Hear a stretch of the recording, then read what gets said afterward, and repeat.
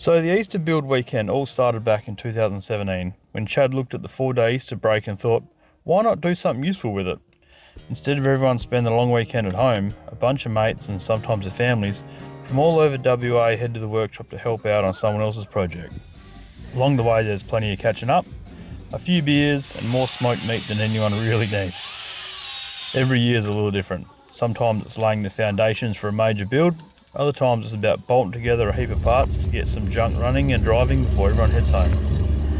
Whatever the project, everyone rolls up their sleeves and gets stuck in. It's just a bunch of mates helping mates. Sharing ideas, having a laugh and helping someone take a huge step forward on a project they've been chipping away at for months and sometimes even years.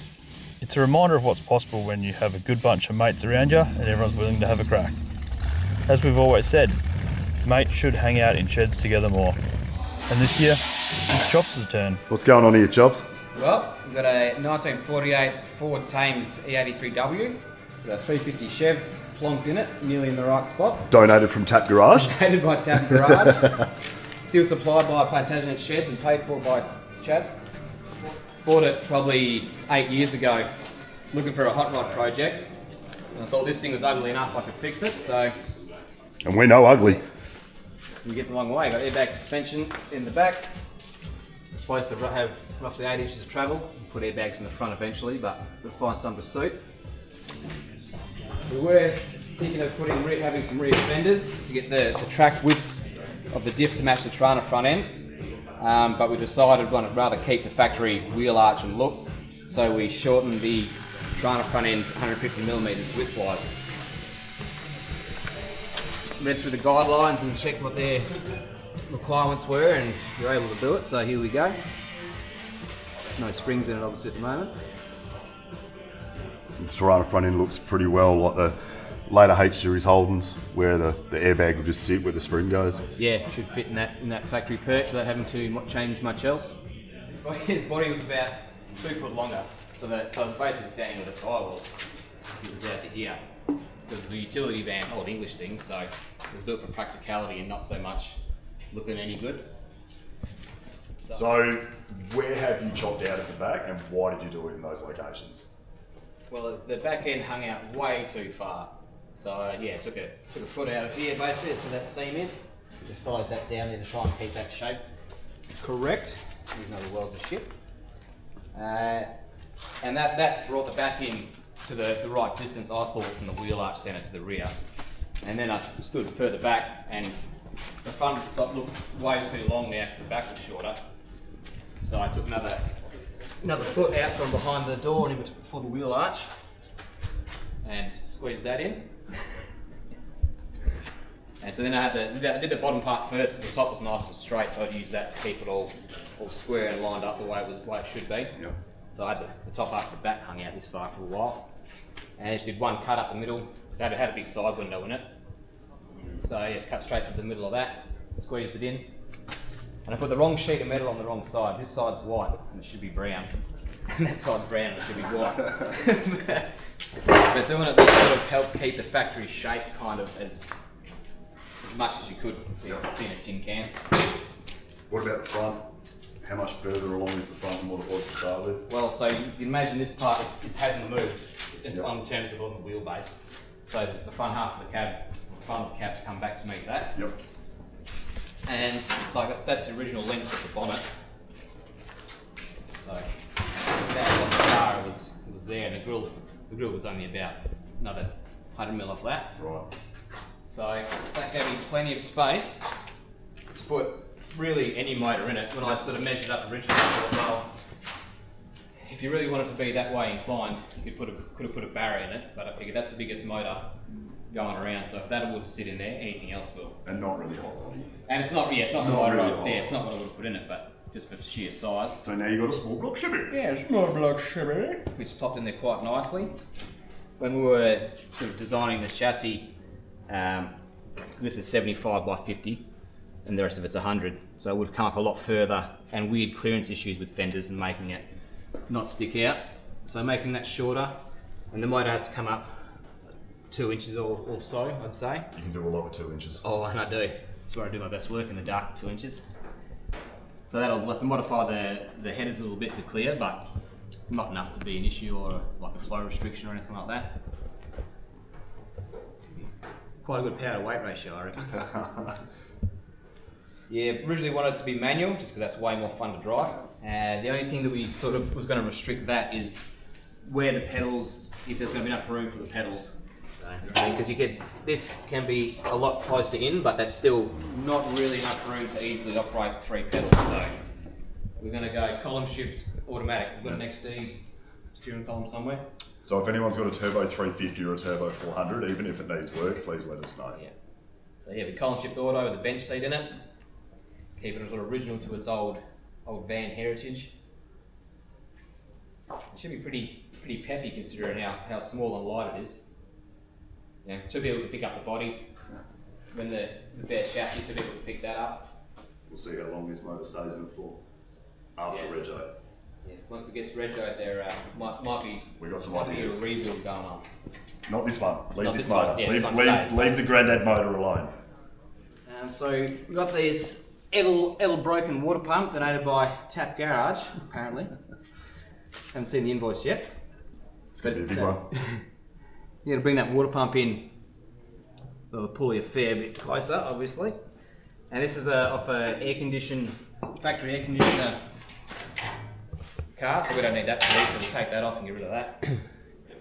Alright, so the reason for the shorter water pump is because we don't have a great deal of room at the front. So, this is the factory grille off the Thames. And the angle of it will be something like roughly there to be angled back, similar to the slope of the cab.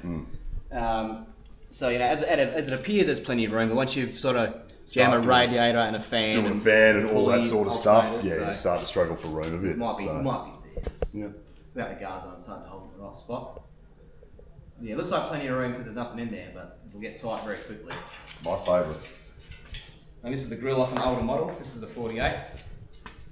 It's you can see that. They had the English ones that had the hole only on the passenger side because the motor was offset because the bonnet was so short. But this one's got 2 holes. It's got 2 holes. Because later on they started exporting other countries like Argentina and everything else, left-hand drive. So they just went to 2 holes for all the makes and models. So they only have one sort of grille. But I like the symmetry. It's not a bad nick. All the fins are all there, a bit bent, but so nothing a bit of Bob can't fix.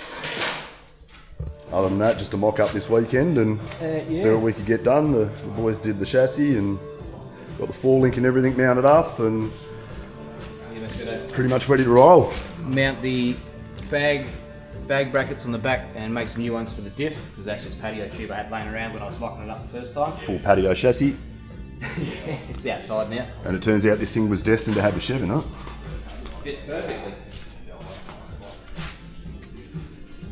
But it's not a 327, we put a 350 in it, so that'll have to do for now.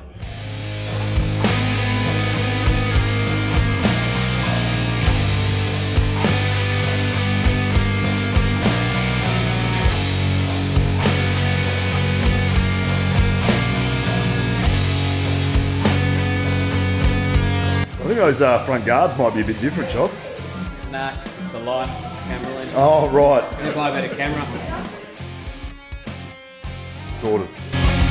The river's wide, a great divide, keeping us from there. The horse won't go, the undertow has taken.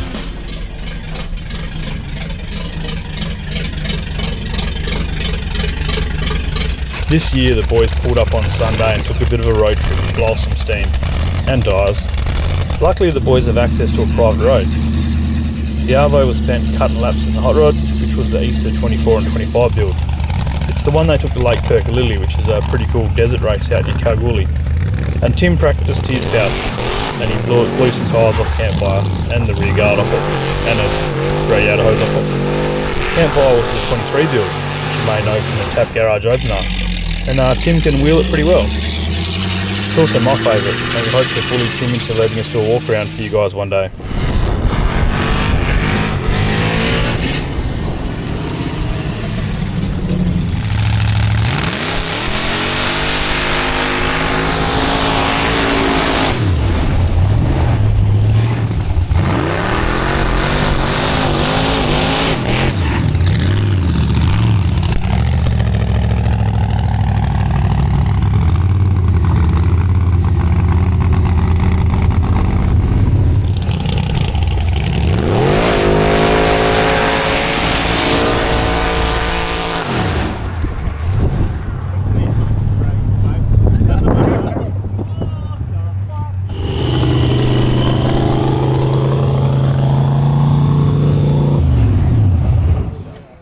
no.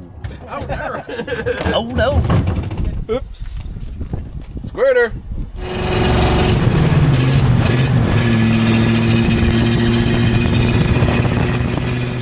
Beer? Beer. Beer. Oh. There you go, mate. Oh. There you go, mate. Thanks, mate.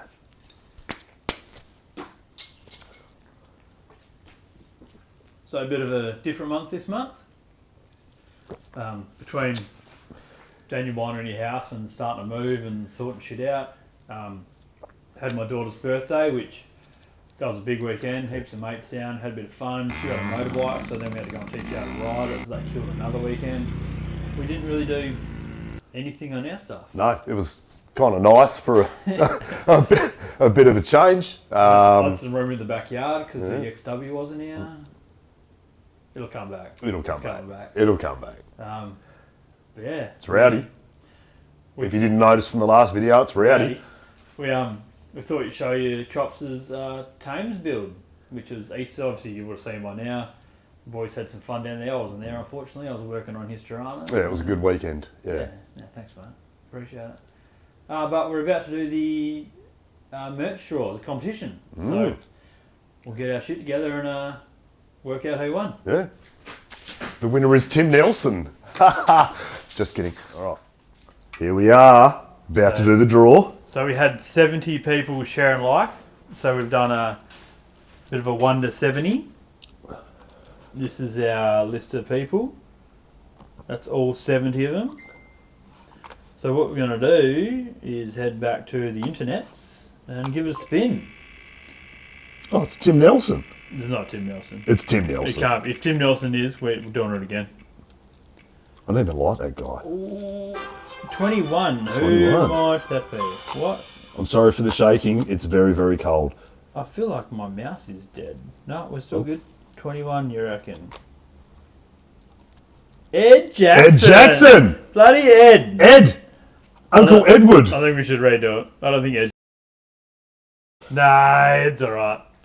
I don't even like the guy. Nah. So we'll put this on the video tomorrow night and we'll see if he actually watches it. And if he doesn't, we'll let him know Monday. He's got 24 hours to respond to this video. If he doesn't respond, we're going to redraw. Oh, I'm going to give it to someone else this year. Yeah. So by now, obviously, we've announced the winner. He's got 24 hours to respond. If he doesn't, we get to redraw it, which is more fun.